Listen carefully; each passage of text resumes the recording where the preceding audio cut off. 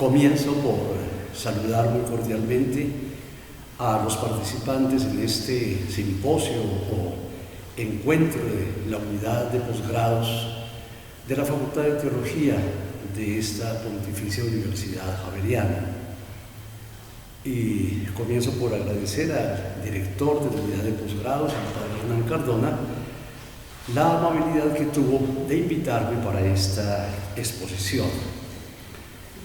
El asunto que quisiera proponer se titula ¿Qué teología para qué sociedad? Y el subtítulo es acerca de la forma mental y de la forma teológica. Y quisiera hacerlo primero con una breve introducción. Y en la primera parte voy a recorrer dos asuntos. Una revisión de la forma mental y de la forma teológica en la premodernidad, en la primera modernidad, en la segunda modernidad y en la posmodernidad. Una revisión tanto de la forma teológica como de la forma mental del teólogo. En la segunda parte quisiera revisar ciertos elementos de nuestra disciplina teológica completamente indispensables para la forma mental y la forma teológica con la cual deberemos proponer la teología de hoy para mañana. Y haré, por supuesto, una breve conclusión. Vamos entonces con ese título, ¿Qué teología para qué sociedad?, acerca de la forma mental y de la forma teológica. Hago una introducción y después desarrollo lo que he prometido. En el programa de doctorado de esta Facultad de Teología culminó hace ahora 28 años la tesis doctoral 5 siglos de producción teológica en Colombia. Fue su autor el padre Gilberto Duque Mejía, hoy párroco de Santa Juana del Estonac, en el barrio Los Álamos, en la diócesis urbana de Engativá. Fue esa la elaboración de un peregrino por los caminos del país, por oscuras y empolvadas bibliotecas de conventos y de curias, de archivos enclaustrados y de reservorios públicos durante 10 años de ardua y paciente investigación. Por supuesto que sin ninguno de los imprescindibles recursos que hoy ofrecen al investigador el espacio cibernético y los instrumentos técnicos. Una obra final en 4 volúmenes de 1000 páginas cada uno, que está siendo reeditada hoy por la editorial Javeriana y tanto para el espacio cibernético como para la nueva edición gráfica. Se trata de un verdadero cuerpo teológico colombiano, ordenado y clasificado primero por autores, segundo por períodos históricos desde la colonia hasta el 5º centenario del descubrimiento de América, tercero por escuelas de elaboración teológica y cuarto por las especializaciones funcionales y particulares que, más allá de los temas y de los tratados, componen el cuerpo ilustrado de nuestra disciplina teológica. Nada mejor que una obra así para comprobar el ritmo del tiempo y de la historia, que son propósito del ser y del pensar, del creer y del hacer en los ámbitos de la producción teológica, y tanto en esta casa universitaria como en otros centros de la Iglesia y de esta sociedad. Nada mejor para admirar los modos y los modelos del ser, del pensar y del actuar exigidos por la historia y por la historicidad a los seres vivos y a los pensares históricos que, continuamente estimulados, se muestran como imposibilitados de aferramientos y de esclerosis en lo ya logrado, lo ya alcanzado, lo ya probado, lo ya comprobado, con lo cual las nuevas generaciones estarían condenadas a ser apenas portavoces de los muertos. Nada mejor para indagar por el modo mental de los investigadores y productores de teología, es decir, investigar por su forma mental, la forma mentis, así como por el modo teológico resultante, es decir, por la forma teológica en que esas mentes producen teología. Porque los diversos y sucesivos periodos históricos del pensar teológico en Colombia, aquello que revelan en primer término es su pertenencia radical a una determinada etapa histórica de mundo y de sociedad, a una forma mentis premoderna, acaso con asomos de primera modernidad y algunos visos de segunda modernidad, a una sensibilidad generacional del todo particular, como es propio de cada época y de los evangélicos signos de los tiempos, a unos problemas de contexto que debieron ser esos y no otros, a un determinado empleo de los instrumentales metodológicos y metódicos para el hacer teológico, que ha de resultar necesariamente derivado hacia una forma teológica, a unos concretos desafíos que la realidad situada levanta a la comprensión, vivencia y predicación del Evangelio del Reino en cada coyuntura social de esta patria desde su colonización hasta nuestros días. Por todo lo anterior, es mi propósito restablecer aquí los rasgos más sobresalientes de la forma mentis de quienes nos han antecedido, con el propósito de discernir la fisonomía caracterizada de la que debe ser nuestra propia forma mental, y desde la memoria de la forma teologiae trazada aquí por los antiguos y aquella que nosotros mismos debemos adquirir y reclamar. Solo que al referirme a la forma, evoco por necesidad la tesis clásica acerca de la composición dual de todo ser por materia común e indeterminada y por forma, que es el modo particular e individual en que lo que es. En tanto que, como derivado de la teoría de materia y forma, hoy entendemos por forma el hecho o manera peculiar de nuestro ser, de nuestro hacer, del pensar, del proceder, del decir, y tanto como nuestras propiedades de estilo y de modo de expresar el pensamiento. También la matriz clásica significó, con el término mens mentis, la mente de los humanos, la razón y el conocimiento que proceden del alma, del espíritu inteligente y libre, como derivado de la mentis. Aquí nos referimos a la mente en términos de mentalidad, en cuanto modo particular de proceder y de actuar. Quizás la forma mentis recibida nos estimule a tejer nuestra propia y quizás nuestra manera singular y característica de la forma teológica que deriva de nuestra propia forma mental. Voy entonces, después de esa introducción, a la primera parte, en que, como dije, hago un recorrido de la forma mentis de ayer a hoy, para ver también la forma teológica de ayer a hoy. Colombia fue colonizada y evangelizada en plena vigencia eclesial y social de la premodernidad objetiva y objetivante, la premodernidad. Por eso, la teología resultante de esa época es deudora necesariamente de los factores que conforman la premodernidad misma. Me refiero al dogma del Creador eterno, fijo e inmutable, que según las mejores determinaciones metafísicas debe ser soporte de la consiguiente teoría de la ley natural física, quieta y estable, con un orden ineluctable y también fijo. La teoría de la ley natural social, con un orden de gradación imperativo y objetivo,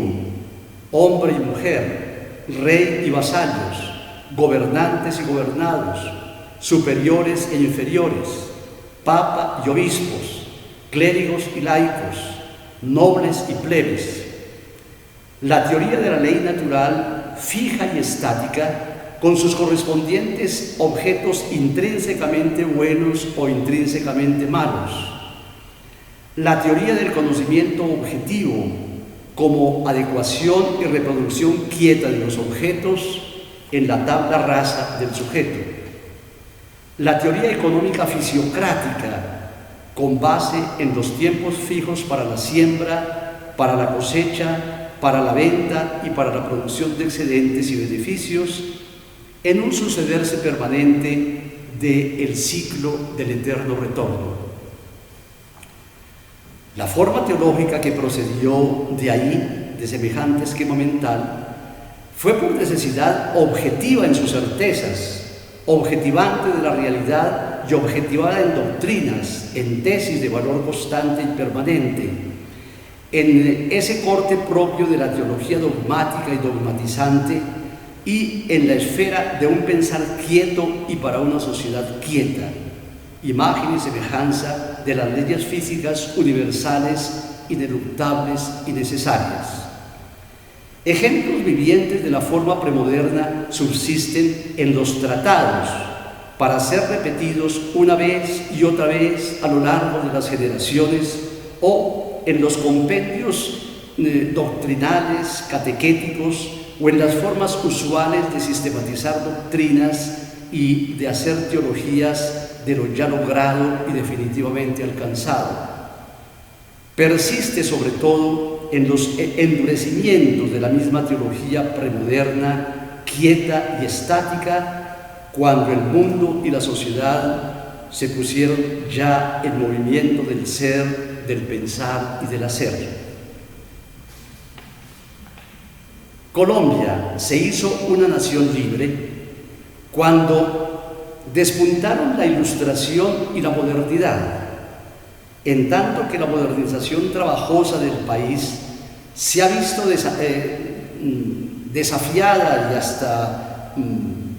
frenada por múltiples y reconocidos endurecimientos premodernos, y tanto por el repliegue cognitivo y el reconocido endurecimiento premoderno, que no han logrado despejar todavía la inquietante pregunta de si Colombia es una nación moderna o todavía premoderna. Me refiero pues a la determinación de lo objetivo como un resultado del desenvolvimiento del espíritu subjetivo en la historia. Me refiero al consiguiente supremo valor del sujeto ante el objeto, del sujeto como una base de todo producto cognitivo, social, político o económico. Me refiero a los desarrollos subjetivos e ilustrados de la filosofía del derecho y del Estado. Me refiero a los derechos del sujeto individuado en que se fundamentan su libertad de pensamiento, de conciencia, de religión, de acción, de investigación y de enseñanza. Me refiero, claro está, a la preconizada igualdad del individuo en el plano de lo general, es decir, en el plano trascendental, siendo el sujeto trascendental inteligente y libre el principio, el medio y el fin de todas las instituciones y hasta una medida universal de todas las cosas. Del pensar ilustrado subjetivo y de los derechos inherentes se desprenderá luego el preponderante modo de conocer, de poder, de tener, canalizado en formas de vida, de economía y de sociedad, de corte antropológicamente subjetivo y filosóficamente liberal. En este plano de la modernidad, la forma teológica en Colombia y sus insignes productores modernizaron el pensar y en escala menor la sociedad y la Iglesia, sin que los grados de recepción de la razón moderna antropológica y trascendental haya logrado, como dije, esquivar y responder la pregunta de si Colombia en su ser, en su pensar y en su hacer es hoy una nación moderna o premoderna, y si las instituciones eclesiales y las producciones teológicas operan o no como determinadas por la ratio modernitatis o quizás todavía por las fases premodernas de nuestra inicial configuración. Y por lo que atañe a la forma teológica, en el plano más universal hay que mencionar la dialéctica contradictoria de censurar y hasta de rechazar las formas más drásticas del racionalismo moderno y, sin embargo, pagar tributo a ese mismo racionalismo con las declaraciones del Concilio Vaticano I sobre la revelación de Dios en verdades que superan el conocimiento humano, que constituyen la fe como un asentimiento intelectual a esas verdades, que deben ser núcleo de la catequesis, que son enseñadas y defendidas por el magisterio de la Iglesia, que pueden ser infalibles y sin error alguno, que constituyen la base y el fundamento de la teología y que propiciaron conglomerados enteros de creyentes ortodoxos en las verdades y gravemente heterodoxos en la vida práctica. Por lo demás, la forma de mente en la Iglesia lo mismo condenó cuanto ella misma se imaginó como modernismo, rechazado con un juramento antimodernista, como también abrió sus puertas a la razón moderna en las insignes decretos del Concilio Vaticano II relativos a la Iglesia en el mundo contemporáneo. Demos un paso más. Colombia y el modo particular de producción teológica fueron en su hora impactados ahora por la segunda modernidad, punto crítico y controversial de la primera en términos de teoría de las alienaciones sociales derivadas por fuerza de una sociedad estratificada en clases opuestas y en intereses contrastantes, en términos de teoría de las alienaciones económicas por fuerza del sistema de producción que imposibilita para casi todos el acceso a los bienes generales, en términos de teoría de las alienaciones políticas por fuerza del talante dominador del Estado moderno y del derecho moderno, en términos de teoría de las alienaciones religiosas por fuerza del talante evasor y distractor propio de las religiones, de las iglesias, de las teologías, en términos, en fin, de una teoría de la ruptura epistemológica que obliga a un conocer que verdaderamente lo sea, no a contemplar, sino a transformar de verdad la miseria inaceptable de la realidad, con la consiguiente inclusión de la praxis en la teoría y de la praxis transformadora en el conocimiento honesto. Colombia, con toda la América nuestra y esta facultad, con muchos otros centros teológicos y pastorales y populares, fueron insignes en la producción de una teología ligada a los procesos de la segunda modernidad, hasta que las esferas de decisión civiles y eclesiásticas suscribieron que la caída de los muros socialistas señalaba el triunfo liberal de la teología, del mercado en la economía y la nueva derecha en la política, con el consiguiente y bien programado eclipse de la teología latinoamericana de la liberación. De esa teología libertaria quedan todavía o plañideras internacionales que se reúnen para añorar hazañas pasadas y para escuchar de nuevo la crónica de los viejos, o intentos nuevos, intentos señeros de una nueva fundamentación epistemológica, espiritual y social para trasegar por la acción intencional y por la actuación personal, por la espiritualidad, por la actividad conjunta y por la praxis transformadora el horizonte apremiante de la indecible esperanza de los pobres. Se diría entonces que la Facultad de Teología de esta Universidad Javeriana, desde la colonización primera a nuestros días, no solo ha recorrido las etapas de la premodernidad y de la modernidad primera y segunda, sino que ha pagado con precios institucionales y morales el paso que ella ha propiciado de la premodernidad objetiva a la modernidad subjetiva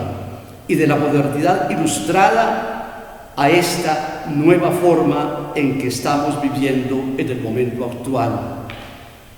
Todavía más, el pecado mortal del que no logra redimirse esta Facultad de Teología radica en su conciencia de que, uso palabras del Papa Juan Pablo II, la crisis del marxismo no elimina en el mundo las situaciones de injusticia y de opresión existentes de las que se alimentaba el marxismo instrumentalizándolas, y que queda demostrado cuán inaceptable es la afirmación de que la derrota del socialismo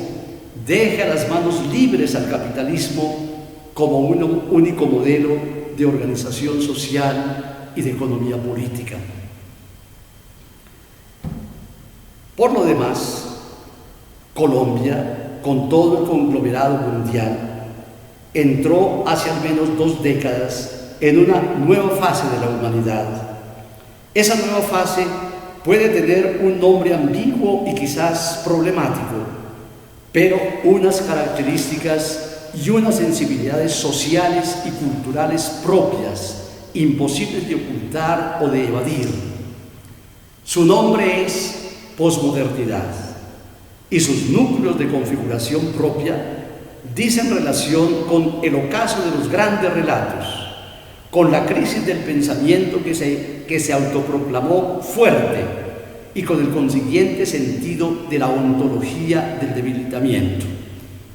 La radicalización del sujeto como individuo particular y singular. La diferencia posmoderna respecto a las instituciones tradicionales. Los signos de interrogación relativos a iglesias y mezquitas, a sinagogas y templos, y al conjunto cultural, socioeconómico y político que se revelan incapaces de entender y de acompañar los procesos iniciados por las generaciones X, Y y Z, es decir, los millennials y los centennials. El esquema general, rico y variado, de la sensibilidad posmoderna podría tal vez acreditarse en términos de sentido antes que de verdad, de sabiduría y saberes alternativos antes que ciencia normalizada, de comprensión vital antes que de intelección racional, de individualidad, particularidad y singularidad radical, diferente y diferenciada, antes que colectivismos, masa y gregarismo, de experiencias antes que de doctrinas y sistematizaciones, de ecología antes que el llamado progreso, de disfrute antes que frenética producción y consumo, de estar y de vivir y posibilidad de libertad antes que conglomerados de esclavos y de esclavistas, de ética antes que metafísica, de trascendencia antes que religiones, de lúdica y de estética antes que rigideces de férreas disciplinas, de temporalidad y provincialidad antes que amarres perpetuos y definitivos, de liberalización del amor con la correspondiente crisis de la familia tradicional y del patrimonio, de liberalización de la educación con la crisis correspondiente del usual sistema educativo, de liberalización de la religión y crisis de las iglesias, de las mezquitas y sinagogas, del desdibujamiento, en fin, de la política en uso y crisis necesaria de los partidos políticos y del Estado. Para tranquilidad de muchos, podríamos decir que el fenómeno universal tan reciente de la posmodernidad y la consiguiente forma mental no ha dado lugar todavía para el surgimiento de una forma teológica posmoderna de cara a las nuevas sensibilidades culturales y sociales. Pero, para intranquilidad de todos, debemos afirmar que no es posible evangelizar, pensar y teologizar en la sociedad moderna con la forma mental premoderna, en la sociedad de segunda modernidad con la forma mental de primera modernidad, ni en la sociedad y cultura posmoderna con la forma mental y con la forma teologal propia de la premodernidad o de la modernidad ilustrada primera o segunda. Cuánta equivocación de planos presentan en esta y en múltiples facultades muchas tesis de investigación y proyectos carentes de mirada previa, carentes de época contemporánea, de juicio sobre las formas mentales, de atención a las situaciones existenciales. Lo anterior, claro, no puede ni debe significar que los modelos sociales y culturales operen como compartimentos estancos o que los conglomerados sociales como el nuestro no puedan ser al mismo tiempo premodernos en su fe, quizás modernos en su pensar y hasta posmodernos en su actuar. De todas maneras, los modos sustantivos de la forma mental posmoderna han sido tildados en términos de pensamiento líquido, propio de un ser líquido en un medio cultural líquido que para muchos resulta pensar simplemente nefandos. Vamos a la segunda parte de nuestra conversación. Si he comparado esta forma mentis y la forma teológica en la premodernidad, en la primera modernidad, en la segunda modernidad, y me he asomado a la posmodernidad, en esta segunda parte quisiera fijarme en la forma teológica de hoy para mañana. En plena alborada de la cultura de la posmodernidad y de las ciencias del contemporáneo, esta facultad parece percibir el reto de relegitimarse y de hacerse apta para la formación teológica y el acompañamiento generacional de los alumnos y alumnas, clérigos y laicos, religiosos y diocesanos que a ella se confían, sin que relegitimación y aptitud no exijan ante todo el respeto sumo a la diferenciación clara y honorable de la identidad académica de los servicios de formación, de los pregrados de fundamentación, de las maestrías de profesionalización y de los doctorados de inequívoco talante investigador por el cual se corran las fronteras del conocimiento disponible hacia el conocimiento posible y más en el entrecruce de los acuciantes problemas vivos antes que del arsenal abundante de temas muertos. Esta facultad, en fidelidad a las instancias constitutivas, regulativas y proclamativas de la disciplina teológica, pareciera ensayar hoy la razón anamnética y la razón utópica, la razón sapiencial y la razón narrativa, las alianzas indispensables entre las filosofías con sus fases apasionantes de recomprensión de ellas mismas, las indeclinables mediaciones sociales analíticas, el retorno a la ecología, las razones inquietantes de género y de minorías, el primado llamado de la teología primera, que es la que debe estar a la base, sin ninguna vergüenza, de la inteligencia, de la fe como entendimiento. La teología primera, que es la experiencia primera, el amor primero, el llamado primero, la forma primera en la cual el Señor internamente nos llama y nos convoca, antes de la teología segunda, puesta en el pensamiento, en la noción, en la argumentación. Pero no es este un momento para ensayar aquí como una especie de apología de la facultad y menos una defensa frente a sus recurrentes detractores o a sus justos competidores. Más útil tal vez nos resulta declarar aquí y conferir con toda simplicidad los parámetros determinantes que desde hoy para mañana deben conformar nuestra forma teológica, en el supuesto de que vivimos y respetamos, compartimos y amamos las nuevas e inéditas sensibilidades humanas, culturales y sociales en las cuales percibimos el mandato de remar mar adentro,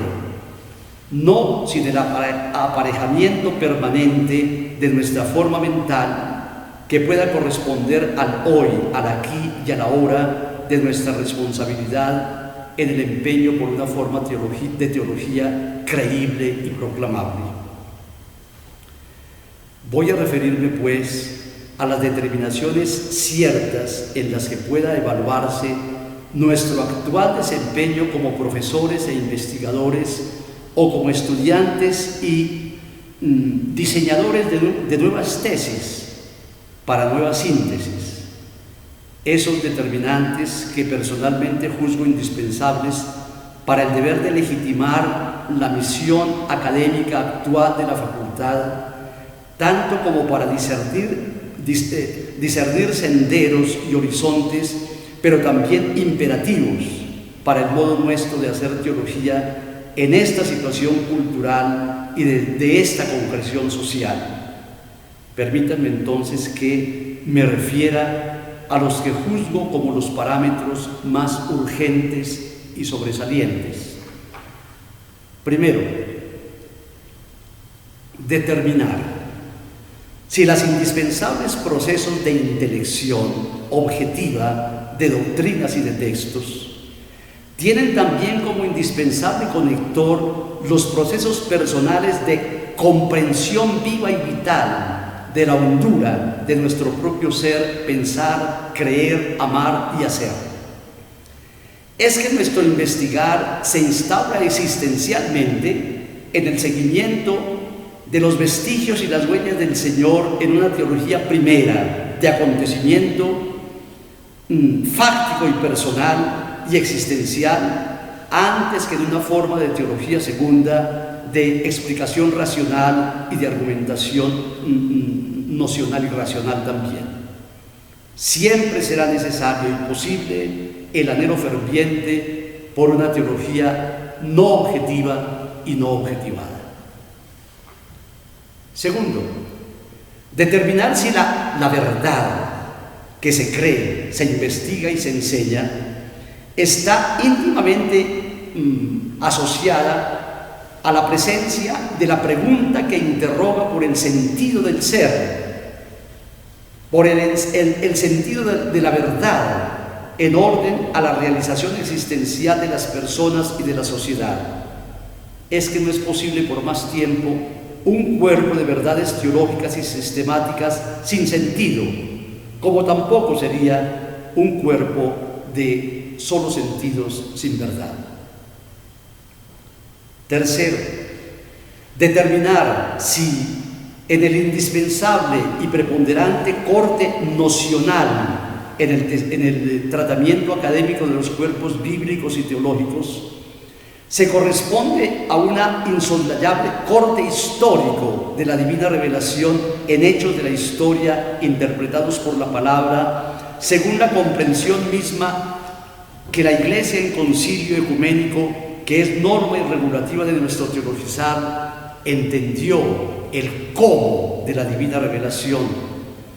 Es que no es posible alargar por más tiempo la noción de divina revelación en verdades y doctrinas que fue propia de Vaticano I, a expensas del trazado que sobre el acontecimiento mismo de la revelación formuló Vaticano II, porque la divina revelación es el quicio, el origen y el fundamento y la norma constitutiva de todo teologizado. Dime, ¿qué noción de revelación tienes? Y yo te digo, ¿qué teología haces? Cuarto, determinar si la disciplina teológica que se concibe a sí misma en términos de ciencia occidental y objetiva, argumentativa y probativa, se acompaña con la sabiduría radicalmente cristiana y humana en orden a la tarea primordial de enseñar el saber y los saberes, saber ser, saber vivir, saber convivir, saber ser en libertad, en solidaridad, en justicia, en liberación de toda opresión. Es que la pregunta señera de Santo Tomás acerca de la índole sapiencial de la teología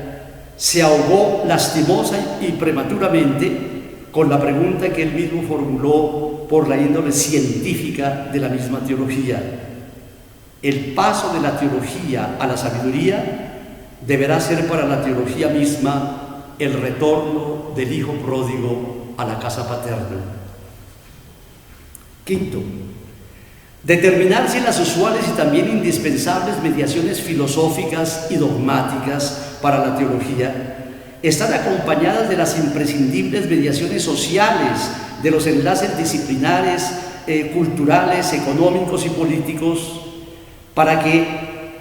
la teología pueda ser en verdad una teología pública. Es que para la Iglesia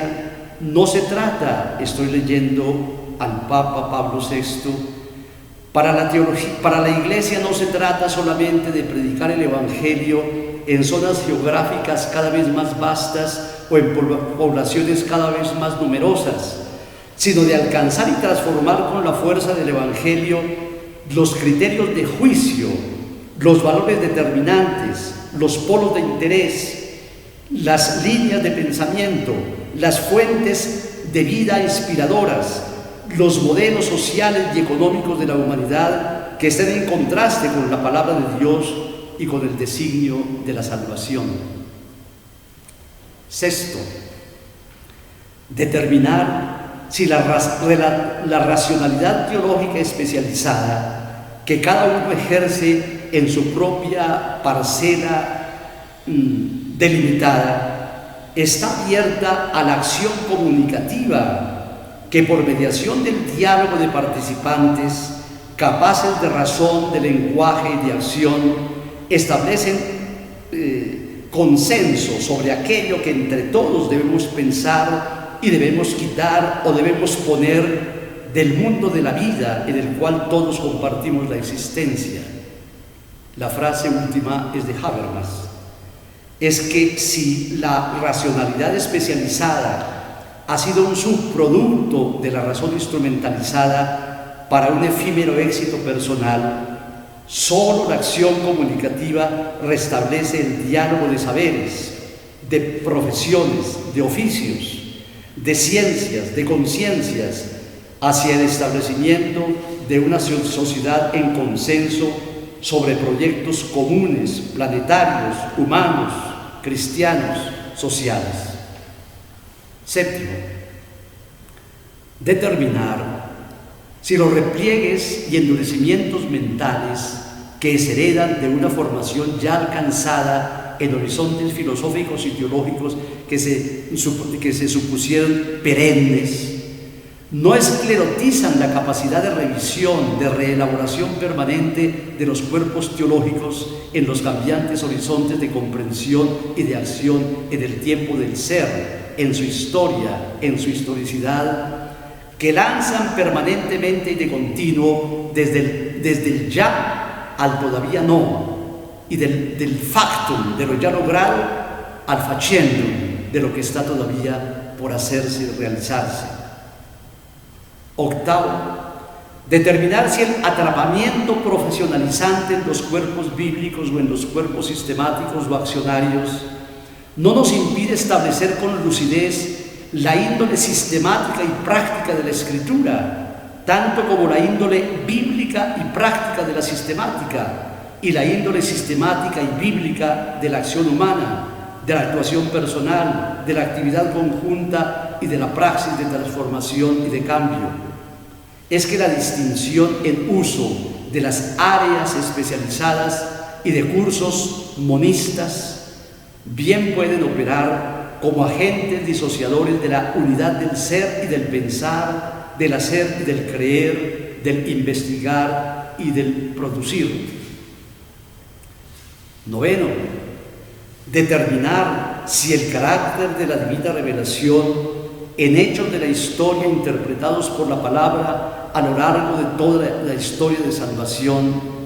no solo consagra la palabra como alma de toda teología, sino que consagra la realidad de la historia como el alma de toda palabra, que obliga entonces a la permanente lectura de la realidad como una epifanía comunicativa de Dios, que es el principio y fundamento de toda teología. Es que la ausencia del análisis permanente de la realidad en una facultad de teología condena a esa teología a un estado censurable de conciencia sumergida, ciega y sorda ante el clamor de la realidad, ante la forma en que el mundo grita, las cosas gritan, lo cual realmente debe corresponder a una forma teológica que sabe oír la realidad. Décimo, determinar si la epistemología del insight, me refiero a Lonergan, determinar si la episteme del insight de nuestras investigaciones se ejerce de un modo conforme y responsable con la metodología de procesos o de funciones distintas y progresivas y acumulativas y unitarias en términos de investigación de los datos fundamentales, historia de los mismos, interpretación, dialéctica, explicación de los fundamentos, establecimiento de los resultados, sistematización y comunicación. Porque es que la indisciplina mental y metodológica que se censura en otras disciplinas es también inaceptable en los empeños por un teologizar paciente y responsable que no atropella los estados que separan el proyecto del efecto, el término aquo, que es el punto de partida, al término ad quem, que es el punto de llegada, por los debidos pasos, como siempre indicaron los clásicos. Undécimo, determinar si los métodos, que son matriz y cuna de la investigación teológica, no operan en la lógica siniestra de medios completamente confusos o neutros o al acaso para alcanzar resultados indeterminados y vagos, con ausencia de postura previa, de juicio previo y de decisión previa, que son las únicas capaces de conjugar los métodos bíblicos histórico-críticos con la divina revelación en los hechos de la historia y los métodos exegéticos con los análisis locutivos de la palabra escrita y locutivos de los géneros literarios de expresión y sobre todo con los ausentes análisis perlocutivos que conecten los textos con el más allá de los textos y por fuera de los textos, cuando el texto se haga acción y los discursos se tornen palabra eficaz que realiza lo que significa y actúa en verdad lo que es la palabra que sale de la boca de Dios. El método trascendental, con las indagaciones teológicas en torno a la radical interioridad humana trascendente a partir de la fenomenología histórica y categorial del existenciario real. El método del insight, con los proyectos de indagación por las funciones internas del conocer en el acto mismo de creer y de teologizar. El método hermenéutico, con los proyectos teológicos de investigación que, más allá de la exégesis de los textos, llega a la exégesis del acto de vida fáctica, sabiendo que el asunto de la hermenéutica de textos es lo que nos enseñó Aristóteles. Hoy vamos a la segunda hermenéutica, a la nueva hermenéutica, que no investiga tanto textos, sino actos de vida. Lebensexegese. El método de la liberación en los estudios analíticos de la realidad en orden a un juicio sobre ella y a una determinada decisión operativa en el orden de la caridad evangélica y social. El método de la acción en los propósitos investigativos de superar el nivel semántico de las teologías de la palabra y proponer el nivel semántico de las teologías de la actividad humana en el mundo como un lugar teológico de divina revelación. El método de correlación que permite confrontar diferencias y equivalencias de todo con la parte y de la parte con el todo de los cuerpos teológicos, en tanto que todo método teológico bebe en las fuentes de Santo Tomás por su dinámica sapiente de unir sin confundir la cuestión previa o la pregunta fundamental hacia la investigación con la lección teológica que la sucede, como para poder intercambiar el agua limpia y bella de la cuestión con el vino generoso de la lección teológica. Es que sin las cuestiones previas, las lecciones teológicas que se siguen constituyen apenas cuerpos indeterminados, confusos y errabundos. 11. Determinar si ante el recurrente espíritu solipsista en el creer y comprender, nuestra labor teológica produce acaso cuerpos personalistas exitosos, sin comunidad de sentidos fundamentales compartidos llamados, que nos permitan ser iglesia y no sectas, según las instancias regulativas del magisterio ilustrado de los doctores, que son, por una parte, el magisterio entrañable de los fieles y por otra parte, el magisterio pastoral de los pastores. 13. Determinar si ante el pluralismo cultural, que es matriz del pluralismo religioso, se abren los espacios académicos indispensables no para reemplazar la teología católica con la historia de las religiones, sino para levantar con responsabilidad la teología cristiana de las religiones no cristianas. 14. Determinar si ante el marcado eurocentrismo que ha sido tan connatural en la casa de la disciplina teológica, nuestro modo de hacer teología tiene oídos para el patrimonio de los pueblos indígenas y afroamericanos, tanto como para el clamor del movimiento campesino, de los movimientos sociales,